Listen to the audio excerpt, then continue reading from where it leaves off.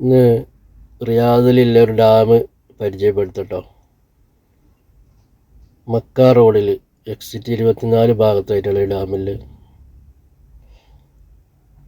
ഡാമിൻ്റെ മേലെ നിന്നുള്ള വ്യൂസാണത്.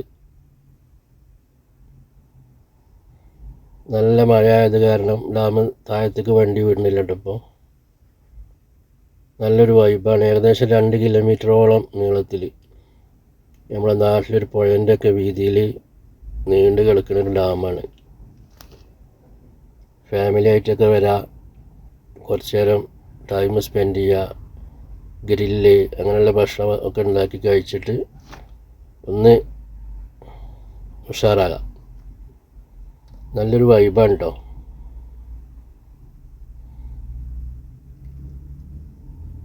ഏകദേശം നമ്മുടെ നാട്ടിലൊരു പുഴൻ്റെ പക്കത്തോ പാടത്തൊക്കെ പോയിരിക്കണത് ഫീലിംഗ് കിട്ടും.